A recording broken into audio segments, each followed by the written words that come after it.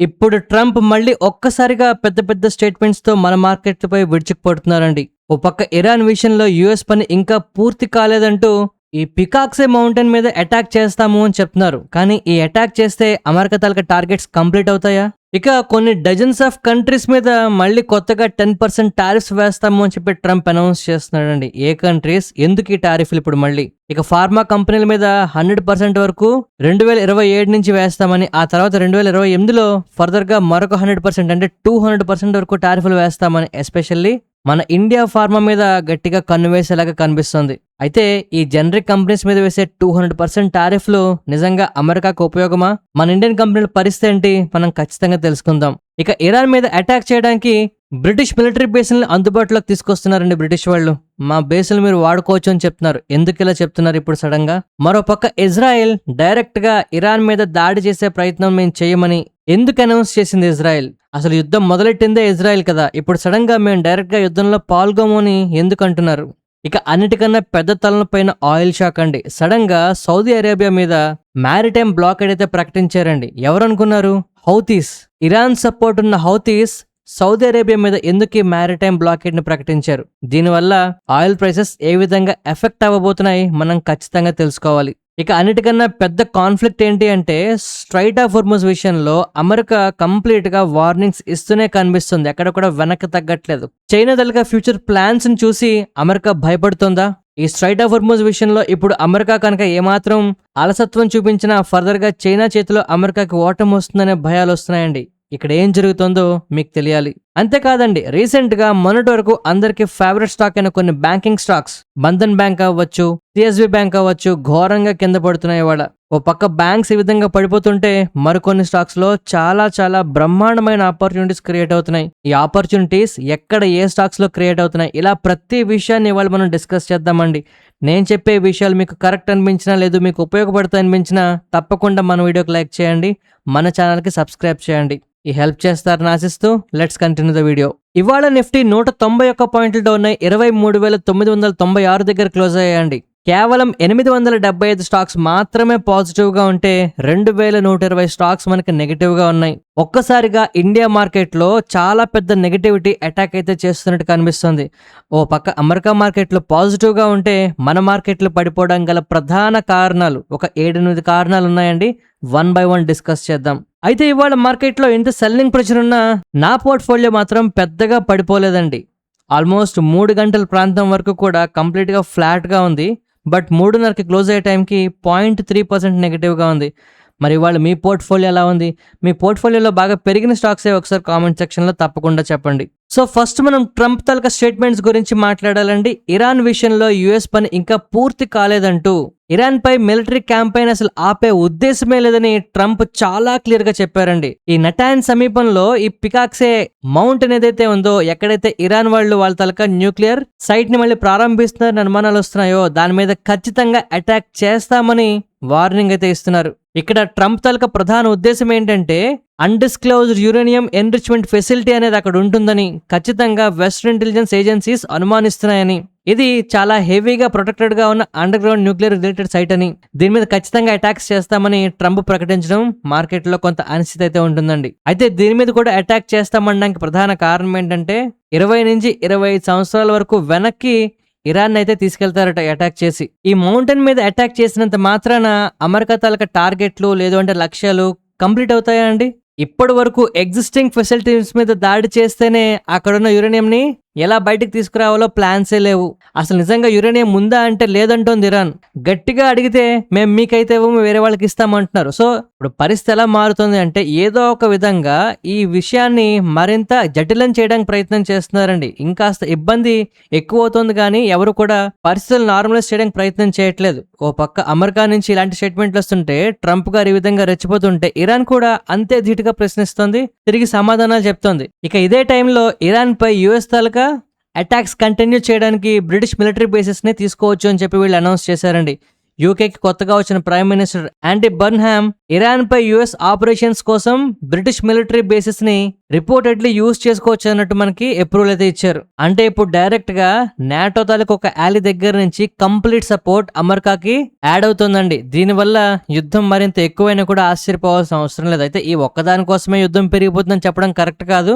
ఎందుకంటే ఓ పక్క ఇజ్రాయెల్ దగ్గర నుంచి మరొక ఇంట్రెస్టింగ్ స్టేట్మెంట్స్ వస్తాయండి. ఈ యుద్ధంలో డైరెక్ట్ గా ఇన్వాల్వ్ అవ్వడం మాకు ఇష్టం లేదు అని మాట్లాడుతున్నారు. అయితే ఈ మాట చూసి చాలా మంది ఏంటంటే అదేంటి ఇజ్రాయెల్ ఎలా ఉంటుంది అనుకుంటున్నారు. కానీ తెర వెనకాల మాత్రం చాలా పెద్ద ప్లాన్ ఉందండి. ప్రస్తుతానికి ఇరాన్ పై జరుగుతున్న ఈ అమెరికా మిలిటరీ క్యాంపెయిన్ లో ఇప్పటి వరకు డైరెక్ట్ గా జాయిన్ అయ్యే ఆసక్తి లేదని ఇజ్రాయెల్ ఎందుకు చెప్తోంది అంటే రీసెంట్ గా ట్రంప్ కి నెతన్యాహుకి మధ్యలో కొంత రిఫ్ట్ ఫామ్ అయిందండి. అది కాస్త సెట్ అవుతుంది.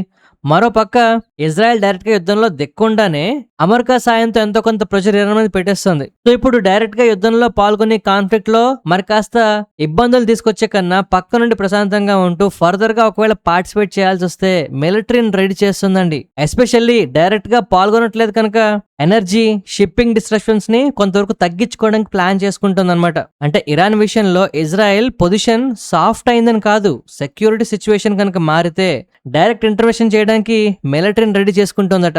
ఇది చాలా పెద్ద విషయం అండి. ఇవన్నీ ఒక ఎత్తు అయితే నెక్స్ట్ ఫర్దర్ గా సౌదీ అరేబియా మీద మ్యారిటైమ్ బ్లాకేడ్ ని ప్రకటించారు హౌతీస్ వాళ్ళు. మనం ఎన్నిసార్లు చెప్పుకున్నామండి, ఇప్పుడు ఇరాన్ అమెరికా ఇజ్రాయెల్ కాకుండా హౌతీ ప్రధాన సమస్యగా మారుతోంది. ఇజ్రాయెల్ నుంచి లెబనాన్ కి మధ్యలో మనకి కొన్ని ఇబ్బందులు అయితే వస్తాయని చెప్పుకున్నాం కదా.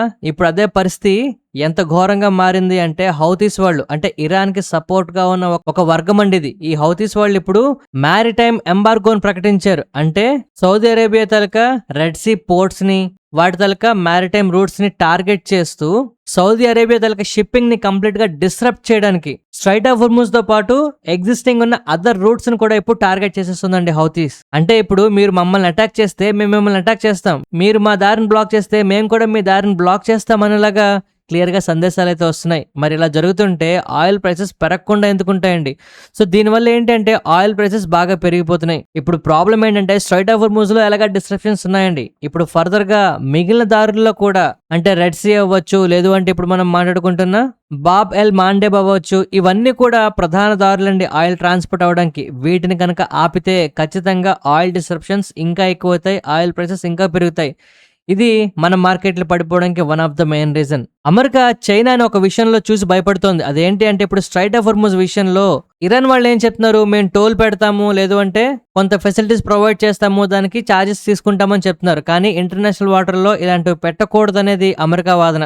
అండ్ మెయిన్ గా ఈ స్ట్రైట్ ఆఫ్ హోర్ముజ్ విషయంలో అమెరికా ఎందుకు అంత పట్టుపడుతోంది అంటే మనం అర్థం చేసుకోవాల్సిన ఒక విషయం ఉందండి. స్ట్రైట్ ఆఫ్ హోర్ముజ్ లో ఆయిల్ వెళ్ళడానికి రావడానికి అమెరికాకి అసలు సంబంధమే లేకపోయినా ఫ్యూచర్ లో అమెరికాకు వచ్చే ఒక ప్రాబ్లం ఉందండి చైనా నుంచి. అదే సౌత్ చైనా సీ లేదా తైవాన్ స్ట్రైట్. ఇప్పుడు ఒకవేళ ఇరాన్కి ఏమైనా అనుమతిస్తే రేపొద్దున్న చైనా కూడా ఇదే స్ట్రాటజీని అమెరికా మీద ఉపయోగించవచ్చు. సౌత్ చైనా సీ ద్వారా సంవత్సరానికి 3.4 ట్రిలియన్ విలువైన ట్రేడ్ జరుగుతుందండి. చైనా తాలూకా కంట్రోల్ కంప్లీట్ ఈ ప్రాంతం మీద ఉంది. 2016 ఇంటర్నేషనల్ ట్రిబ్యునల్ ఏం చెప్తుందంటే ఇక్కడ చైనాకి లీగల్ బేసిస్ లేవని చెప్తోంది. కానీ ఇప్పుడు స్ట్రైట్ ఆఫ్ హోర్ముజ్ లో ఇరాన్ కి ఈ విధంగా అమెరికా ఓకే చేసుకోండి అని చెప్పింది అనుకోండి, రేపు పొద్దున్న చైనా కూడా మళ్ళీ మొదలెడుతుంది. సో ఇప్పుడు ఆయిల్ గురించి కాదండి అమెరికా బాధ, భవిష్యత్తులో చైనా మ్యారిటైమ్ ఎక్స్పాన్షన్ ని ఛాలెంజ్ చేయడానికి లీగల్ అలాగే స్ట్రాటజిక్ ప్రొసీడ్స్ ని ప్రొటెక్ట్ చేయడానికి అమెరికా చాలా పెద్ద ప్లాన్ చేస్తుందండి. అఫ్ కోర్స్ ఇది ఇవాళ మనం చెప్పుకుంటున్నాం, అది నిజమని ప్రూవ్ అయితే మాత్రం ఖచ్చితంగా చైనా ఊరుకుంటుందా, వాళ్ళు కూడా ఫైట్ చేస్తారు. సో ఈ విధంగా గ్లోబల్ గా జియో పొలిటికల్ టెన్షన్స్ ఒకదానికొకటి ఫ్యూచర్ లో లింక్ అయినా కూడా మనం ఆశ్చర్యపోవాల్సిన అవసరం లేదండి. అండ్ ఇదే టైంలో ఈ జియో పొలిటికల్ టెన్షన్స్ సద్దు మనకుండానే మళ్ళీ తెర మీదకి టారిఫ్లు వస్తున్నాయి. ట్రంప్ ఏం చేశారో మీకు తెలుసా అండి, మనం ఎన్నిసార్లు మాట్లాడుకున్నాం.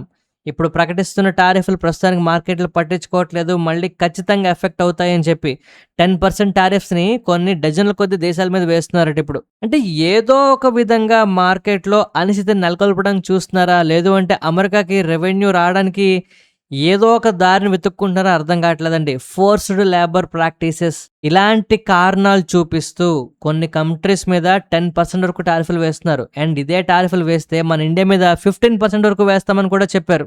అండ్ ఇది పూర్తిగా స్టార్ట్ చేస్తారని రెడీ అయిపోతున్నారండి. ప్రస్తుతం ఉన్న 10% బేస్ లైన్ టారిఫ్ ఫ్రేమ్వర్క్ ఈ జూలై 24తో మనకు ముగినుంది. సో దీనివల్ల ఫర్దర్ గా కొత్త అనౌన్స్మెంట్ వస్తుందని ఆల్మోస్ట్ యుఎస్ తాలూకా ట్రేడ్ రిప్రజెంటేటివ్ జర్మనీ స్టేట్మెంట్స్ ఈ విధంగా ఇవ్వడం ఖచ్చితంగా మార్కెట్లో కొంత దుమారం లేపొచ్చు. 60 దేశాలు ప్రస్తుతానికి డెసిషన్ కోసం వెయిట్ చేస్తున్నాయట, ఇంక్లూడింగ్ ఇండియా. ఇప్పుడు ఒక పక్క క్రూడ్ ఆయిల్ ప్రైసెస్ పెరిగిపోతున్నాయి, మరో పక్క టారిఫ్లు పెరిగిపోతున్నాయి, మరో పక్క యుద్ధం ఏం జరుగుతుందో అర్థం కావట్లేదు, మరో పక్క కెనడా మీద 50% టారిఫ్లు అంటున్నాడు. సో ప్రస్తుతానికి ట్రంప్ అయితే తనకున్న అధికారాన్ని కంప్లీట్గా దుర్వినియోగం చేస్తున్నాడని అనట్లేదు, కానీ ఖచ్చితంగా ప్రపంచాన్ని మాత్రం ఇబ్బంది పెడుతున్నాడని ఖచ్చితంగా చెప్పొచ్చు. అండ్ ఇక్కడతో ఆగాడా? లేదు, జనరిక్ డ్రగ్స్ మీద 100% టారిఫ్లు అన్నాడు. అండ్ ఆ తర్వాత 100% నుంచి 200% చేస్తామని చెప్తున్నాడు. ఆగస్టు 2026 నుంచి 2 సంవత్సరాల పాటు యుఎస్లోకి వెళ్లే ప్రతి జనరిక్ మెడిసిన్ మీద 0 టారిఫ్స్ ఉన్నాయండి. కానీ ఆగస్టు 2028 నుంచి 100% వేస్తాడట. ఆగస్టు 2029 నుంచి 200% టారిఫ్లు పెంచాలని ట్రంప్ అనౌన్స్ చేస్తున్నాడు. ఒకవేళ ఫార్మాస్యూటికల్ కంపెనీస్ మ్యానుఫ్యాక్చరింగ్ ప్లాంట్స్ని అమెరికాలో పెడితే పర్వాలేదు, కానీ వేరే దేశాల్లో మ్యానుఫ్యాక్చరింగ్ చేసి అమెరికాకి తీసుకొస్తే టారిఫ్లు గ్యారంటీ వేస్తామంటున్నారు. ఇది ఖచ్చితంగా ఇండియాకి చాలా పెద్ద దెబ్బ అవ్వచ్చు. ప్రస్తుతానికైతే మన కంపెనీలు ఏమాత్రం ప్రాబ్లం లేకుండా 2 సంవత్సరాలు ఉంటాయండి. మార్కెట్లో నీజర్క్ రియాక్షన్ అయితే వస్తుంది, ఫార్మా కంపెనీస్ కొంత ఎఫెక్ట్ అవుతాయి, బట్ మళ్ళీ రికవర్ అవుతాయండి. బట్ 2028, 2029 కల్లా ఏం జరుగుతుంది అనే దాని మీద క్లారిటీ మాత్రం మార్కెట్లో ఖచ్చితంగా కోరుకుంటుంది. లేదంటే ఈ టెన్షన్ ఇలాగ కొనసాగితే సెల్లింగ్ ప్రెషర్ ఎక్కువ అవుతుందండి. అయితే ప్రపంచంలో ఇండియా అతిపెద్ద దేశం అండి అమెరికాకి ఎక్స్పోర్ట్ చేస్తున్న జనరిక్ డ్రగ్స్లో. ఇప్పుడు దీని ఎఫెక్ట్ పెద్దగా ఇండియా మీద ఉంటుంది కనుక మనం ఇవాళ ఇంతలా మాట్లాడుకోవాల్సి వస్తుంది. ఇప్పుడు ఇండియా కంపెనీస్ తలక ఇంపోర్ట్స్ మీద వీళ్ళు ఈ విధంగా టారిఫ్లు పెంచితే రేట్లు కూడా పెరిగిపోతాయండి. దానివల్ల ఇబ్బంది పడేది అమెరికా ప్రజలే. ఖచ్చితంగా ఎంతో కొంత వ్యతిరేకత ఈ నిర్ణయం మీద ఉంటుందని నేనైతే ఆశిస్తున్నా. చూద్దాం ఏం జరుగుతుందో. ప్రస్తుతానికైతే ప్యానిక్ అవ్వాల్సిన అవసరం లేదు ఒక్క విషయంలో. బట్ నీజర్క్ రియాక్షన్ ఒక్కసారిగా మార్కెట్లో నెగిటివిటీ కనిపిస్తుంది, బట్ మళ్ళీ సద్దుమణుగుతుంది. Let's hope for the best. ఇవాళ ఫస్ట్ మనం మాట్లాడుకునే స్టాక్ బంధన్ బ్యాంక్ అండి. రీసెంట్గా చాలా మందికి ఫేవరెట్ స్టాక్గా మారిందండి. గడిచిన 1 yearలో మంచి రన్అప్ అయితే ఇచ్చింది, కానీ ఇవాళ ఒక పెద్ద షాకే తగిలింది. కంపెనీ రిజల్ట్స్ చూస్తే పర్వాలేదు అనిపిస్తున్న కంపెనీ తలక గైడెన్స్ మాత్రం చాలా చాలా నిరుత్సాహపరుస్తోంది. వీళ్ళ తలక నెట్ ప్రాఫిట్ ఇయర్ 34.9% పెరగడం జరిగిందండి. రెవెన్యూస్ మాత్రం కేవలం 0.1% మాత్రమే పెరిగాయి. కానీ ఇక్కడ అసలు విషయం ఏంటంటే కంపెనీ తలక ROA గైడెన్స్ చాలా చాలా గట్టిగా దెబ్బ తగిలిందండి. ఇంతకు ముందు FY27కి 1.6%, 1.8% గైడెన్స్ ఉంటే ఇప్పుడు దాన్ని 1.2%, 1.4% తగ్గించారు. అలాగే ప్రాఫిటబిలిటీ ఫ్యాక్టర్ కూడా ఆల్మోస్ట్ 1.7% నుంచి 1.3% అయితే తగ్గించారు. అంటే 24% కట్టది. నెట్ ఇంట్రెస్ట్ మార్జిన్స్ కూడా రికవరీ అవుతాయని ఆశించారండి. అందులో కూడా మనకి రికవరీ కనిపించకపోవడం ఏంటంటే ఒక్కసారిగా ఈ స్టాక్ లో సెల్లింగ్ ప్రెషర్ చాలా చాలా ఎక్కువైంది. ఈ నెట్ ఇంట్రెస్ట్ మార్జిన్ 6.5% అబోవ్ ఉంటుందని చెప్పి ఆశించారండి, కానీ 6.2% కింద మాత్రమే నమోదైంది. అండ్ ఫర్దర్ గా మరో 2 quarters వరకు కూడా ప్రెషర్ ఉంటుంది అని చెప్పడం ఏంటి అంటే ఇన్వెస్టర్లు క్లియర్ గా దీన్ని సెల్ చేస్తున్నారు. సో ఇవాళ ఫస్ట్ మనం ఈ స్టాక్ గురించి మాట్లాడడానికి ప్రధాన కారణం ఏంటంటే రీసెంట్ టైమ్స్ లో మీరు డైలీ చార్ట్ ఓపెన్ చేసి చూస్తే ఏం జరిగిందో మీకు అర్థమవుతుందండి. ప్రైస్ లో చాలా మంచి ర్యాలీ వచ్చింది, చాలా మంది దీని మీద బెట్టింగ్ చేస్తున్నారండి. ఇప్పుడు ఈ కంపెనీ పరిస్థితి ఏంటనేది మనం డెడికేటెడ్ గా ఒక వీడియో కూడా చేద్దామండి. రీసెంట్ టైమ్స్ లో కాస్త అట్రాక్టివ్ గా కనిపించి ఎక్కువ మంది ఇన్వెస్టర్లని ఇన్వెస్ట్ చేసేలాగా చాలా చాలా న్యూస్లు అయితే వచ్చాయి. సో ఓవరాల్ పిక్చర్ ఏంటో మనకి ఖచ్చితంగా తెలియాలి. ఇప్పుడు నెక్స్ట్ మనం BHEL గురించి మాట్లాడుకోవాలండి. 400 రూపాయల దగ్గర ట్రేడ్ అవుతున్న ఈ స్టాక్ కి 520 రూపాయల టార్గెట్ ప్రైస్ అయితే ఇస్తున్నారు. అంటే అప్రాక్స్ గా 25% వరకు అప్సైడ్ పొటెన్షియల్ ఉందని ICICI సెక్యూరిటీస్ వాళ్ళు చెప్తున్నారండి. గడిచిన సంవత్సరం 537 కోట్ల లాస్ ని ప్రకటించిన ఈ కంపెనీ ఇప్పుడు సడన్ గా 500 కోట్ల లాభాన్ని ప్రకటించిందండి. ఆర్డర్ బుక్ కూడా 2.6 లక్షల కోట్ల కింద అయితే నమోదు చేస్తుంది. కంపెనీ తలక మార్కెట్ క్యాప్ కన్నా చాలా ఎక్కువ ఆర్డర్ బుక్ కలిగి ఉండడం, ప్రాఫిట్ లోకి టర్న్ అరౌండ్ అవడం, ఇవన్నీ కూడా కంపెనీకి మంచి సిగ్నలే. కాకపోతే స్టాక్ PE ఒకసారి గమనించండి, స్టిల్ ఎలివేటెడ్ గానే ఉన్నది. బట్ ఓవరాల్ గా రీసెంట్ టైమ్స్ లో కంపెనీకి వస్తున్న ఆర్డర్స్, గ్రోత్ ఇవన్నీ కూడా ప్రస్తుతానికైతే స్టాక్ ని ముందుకు తీసుకెళ్తున్నాయి. ఇలాంటి స్టాక్స్ లో డిప్స్ వస్తే చాలా మంది ఇన్వెస్ట్మెంట్ చేయడానికి రెడీగా ఉన్నారు. డైలీ చార్ట్ ని ఒకసారి తప్పకుండా ట్రాక్ చేయండి. నెక్స్ట్ మనం టెక్ మహీంద్రా గురించి మాట్లాడుకోవాలండి. మోతీలాల్ ఓస్వాల్ వాళ్ళు దీనికి 1900 రూపాయల టార్గెట్ ప్రైస్ అయితే ఇస్తున్నారండి. అంటే అప్రాక్స్ గా 20% వరకు పెరుగుతుందని చెప్తున్నారు. క్వార్టర్లీ రెవెన్యూ 4.2% పెరిగిందండి. న్యూ కాంట్రాక్ట్స్ 1.1 బిలియన్స్ కి చేరాయట. గతంలో గ్రోత్ ని ట్రాక్ చేసిన కమ్యూనికేషన్ బిజినెస్ ఇప్పుడు గ్రోత్ డ్రైవర్ గా మారుతుందట. దీని కారణంగా దీనికి బై రేటింగ్ ఇస్తున్నారు. సో డైలీ చార్ట్ ఓపెన్ చేస్తే మనకి టర్న్ అరౌండ్ అవకాశాలు కనిపిస్తాయండి. ఆ టైంలో దీంట్లో మనం అవకాశాల కోసం చూడాలి. ఓ పక్క రిజల్ట్ రిజల్ట్స్ పెరుగుతున్నాయి, కొత్త ఆర్డర్లు వస్తున్నాయి. ఇంతకుముందు ఏ బిజినెస్లో ఇబ్బంది ఉందో అదే బిజినెస్ ఇప్పుడు గ్రోత్గా మారబోతోంది. బ్రోకరేజ్ సంస్థలు కూడా పాజిటివ్గా ఉన్నా కనుక ప్రైస్ యాక్షన్ మనం ఫాలోఅప్ చేస్తే ఆపర్చునిటీస్ మనం క్యాప్చర్ చేస్తాం. నెక్స్ట్ మనం సౌత్ ఇండియన్ బ్యాంక్ గురించి మాట్లాడుకోవాలండి. ఆనంద్ రత్తి వాళ్ళు దీనికి ₹61 టార్గెట్ ప్రైస్ అయితే ఇస్తున్నారు. అంటే అప్రాక్స్ గా 30% వరకు పెరిగే ఛాన్స్ ఉందని చెప్తున్నారండి. రెవెన్యూస్ కానీ ప్రాఫిట్స్ కానీ క్లియర్ గా రీజనబుల్ గా పెరుగుతున్నాయని, ప్రొవిజన్స్ కూడా తగ్గడంతో ఫర్దర్ గా అసెట్ క్వాలిటీ కూడా ఇంప్రూవ్ అవుతుందని, retail, agriculture, SME loans demand చాలా స్ట్రాంగ్ గా ఉండడంతో వీళ్ళ తలక గ్రోత్ బాగుంటుందని వీళ్ళు చెప్తున్నారండి. దీని ప్రైస్ యాక్షన్ కూడా మనం ఖచ్చితంగా ట్రాక్ చేయాలి. ఓకేనా. నెక్స్ట్ మనం పూనావాలా ఫిన్కార్ప్ గురించి మాట్లాడుకోవాలండి. గడిచిన కొన్ని రోజులుగా స్తబ్దుగా ఉన్న ఈ కంపెనీకి సడన్ గా ఇప్పుడు బై టార్గెట్స్ అయితే ఇస్తున్నారండి.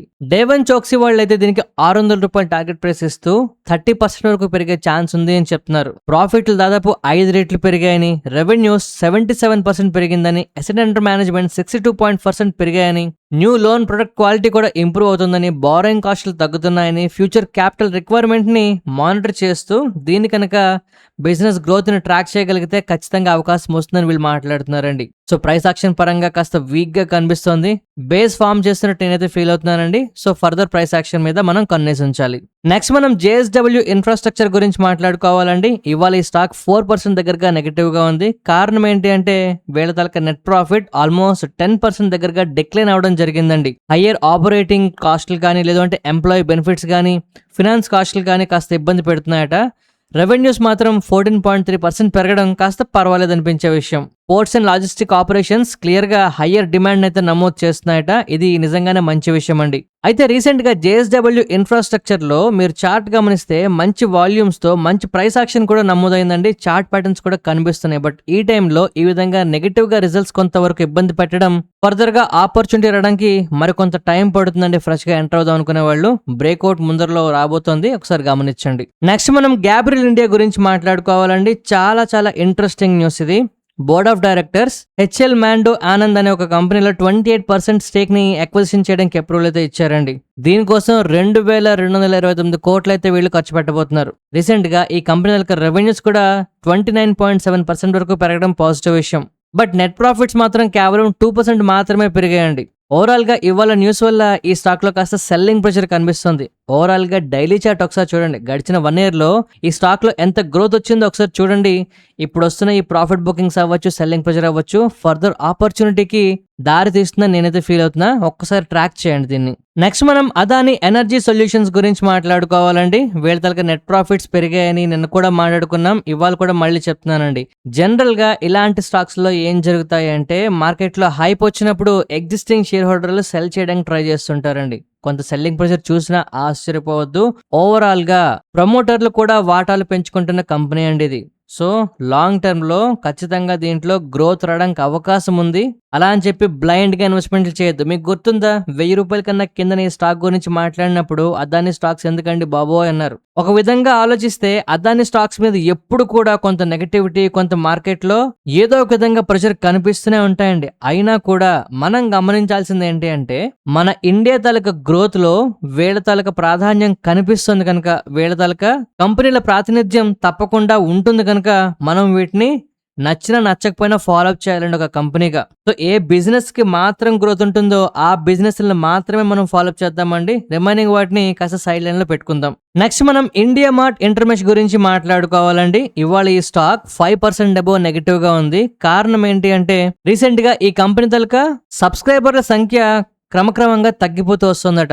లాస్ట్ క్వార్టర్ లో కూడా 4% వరకు డిక్లైన్ అయితే నమోదైందట. అండ్ Q1 కలెక్షన్స్ కూడా కాస్త స్లోగా ఉన్నాయట. బ్రోకరేజ్ సంస్థలు దీనికి అండర్ పర్ఫార్మ్ రేటింగ్ అయితే ఇస్తున్నారండి. ఈ స్టాక్ 1800 దగ్గర ట్రేడ్ అవుతుంటే ₹1650 టార్గెట్ ప్రైస్ అయితే ఇస్తున్నారు. అంటే క్లియర్ గా ఫర్దర్ గా క్వార్టర్స్ లో కూడా ఈ డీగ్రోత్ నమోదైతే ఈ స్టాక్ ఇంకా కింద పడే అవకాశం ఉంటుందండి. కాస్త జాగ్రత్త. నెక్స్ట్ మనం Paras defence and space technologies గురించి మాట్లాడుకోవాలండి. ఇది చాలా చాలా ఇంట్రెస్టింగ్ న్యూస్ అండి. కంపెనీకి వీళ్ళు ఒక MOU మీద అయితే సైన్ చేశారండి MP state electronics development corporation వాళ్ళతో. దీంట్లో భాగంగా వీళ్ళు సెమీ కండక్టర్ ప్యాకేజింగ్ ఫెసిలిటీని డెవలప్ చేస్తారట. దీనికోసం 6200 కోట్ల ఇన్వెస్ట్మెంట్ ప్రపోజల్ కూడా ఉందట. కంపెనీ దగ్గర మార్కెట్ క్యాప్ ఏమో 9800 కోట్లు ఉంది. బట్ ఇవాళ వీళ్ళు చేస్తున్న ప్రపోజల్ దగ్గర వాల్యూ 6200 కోట్లు. అంటే ఖచ్చితంగా కొంత బస్ ఫర్దర్ గా ఈ స్టాక్ లో క్రియేట్ అవ్వడానికి అవకాశం ఉంటుందండి. దీన్ని మనం ఫాలోఅప్ చేద్దాం ఫర్దర్ గా. నెక్స్ట్ మనం సైంట్ డిఎల్ఎం గురించి మాట్లాడుకోవాలండి. ఇవాళ ఈ స్టాక్ 52 వీక్ హైని అయితే నమోదు చేసిందండి. ఈ స్టాక్ ఐపీఓకి వచ్చినప్పుడు ఇది చాలా మంచి కంపెనీ అని, ఫ్యూచర్ బాగుంటుంది అని చెప్పినందుకు చాలా మంది ఎంత ఎగతాళి చేశారంటే, మన దురదృష్టానికి ఈ స్టాక్ కూడా అలాగే కరెక్ట్ అయిందండి బాగా. ఆ టైంలో చాలా మంది ఎందుకు ఈ స్టాక్ గురించి మాట్లాడారు, ఈ స్టాక్ ఎందుకు ఇలా పడిపోతుందని. ఏ కంపెనీ కూడా స్ట్రైట్ లైన్ లా పెరగదండి. ఒక కంపెనీ తాలూకా బిజినెస్ మంచిదా కాదా అని మనం చెప్పగలుగుతాం, కానీ ఇమీడియట్ గా స్టాక్ ప్రైస్ పెరిగిపోతుందా పెరగదా అంటే మార్కెట్ లో ఉన్న పరిస్థితుల మీద డిపెండ్ అవుతున్నది. గడిచిన 2 ఏళ్లుగా 3 ఏళ్లుగా మార్కెట్ లో పరిస్థితులు అంతగా ఏం సహకరించట్లేదు. సో ఈ కంపెనీ స్టాక్ ప్రైస్ కూడా అలా కంటిన్యూస్ గా కరెక్ట్ అవుతూనే వస్తుందండి. బట్ గడిచిన 1 year గా ఈ స్టాక్ లో వచ్చిన టర్న్ అరౌండ్ ఎంతమంది గమనించారండి? ఈ స్టాక్ గురించి ఐపీఓ వచ్చినప్పుడు నేనేం చెప్పానో ఎంతమందికి గుర్తుందండి? స్టాక్ పేరు వినగానే కొనేద్దామన్న ఆలోచనతో కొన్న వాళ్ళందరూ కూడా ఇబ్బంది పడ్డ స్టాక్. కానీ ఎవరైతే హోల్డ్ చేశారో, ఎవరైతే నేను చెప్పింది పూర్తిగా విన్నారో, ఇప్పుడు ఈ కంపెనీలో వస్తున్న గ్రోత్ ని గమనించండి. ఇవాళ ఒక్కరోజే 12% వరకు పెరిగిందండి. వీళ్ళ తలక రీసెంట్ నెట్ ప్రాఫిట్స్ 118% ఇయర్ పెరగడం జరిగింది.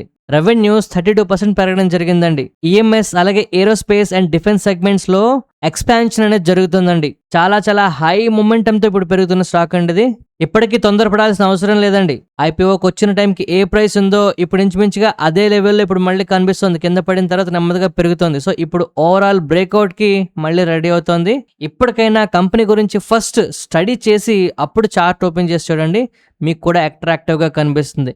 లేదు ఎవరో చెప్పారు కొనేసామనుకున్నారా, మళ్ళీ మార్కెట్లో పరిస్థితుల వల్ల ఇబ్బంది పడినా పడతారు. సో ఒక్క మాట నేను ఫైనల్ గా చెప్తున్నానండి. ఫస్ట్ స్టాక్ పేరు చెప్పామా, ఎస్.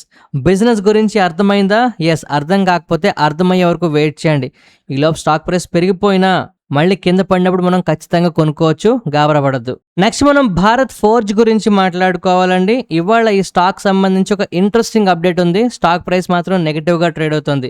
భారత్ ఫోర్జ్ తలక ఏరోస్పేస్ వెర్టికల్ వాళ్ళు ఫ్రాన్స్ బేస్డ్ ఫ్లయింగ్ వీల్స్ తో ఒక ఎంఓయూ మీద సైన్ చేశారండి. వీళ్ళు జాయింట్ గా ఎయిర్ షిప్స్ ని ఇండియా తాలూకా డిఫెన్స్ రిక్వైర్మెంట్స్ కోసం మ్యానుఫ్యాక్చర్ చేస్తారట. ప్రస్తుతానికైతే ఈ న్యూస్ మీద ఎవరు పెద్దగా కాన్సన్ట్రేట్ చేయట్లేదు, బట్ మేబీ ఫ్యూచర్ లో కొంత బజ్ దీనివల్ల క్రియేట్ అవ్వచ్చు. నెక్స్ట్ మనం నెస్లే ఇండియా గురించి మాట్లాడుకోవాలండి. ఇవాళ ఈ stock all time highs touch చేసిందండి. మళ్ళీ కారణం ఏంటంటే వీళ్ళ రీసెంట్ నెట్ ప్రాఫిట్స్ 48.3% పెరగడం జరిగిందండి.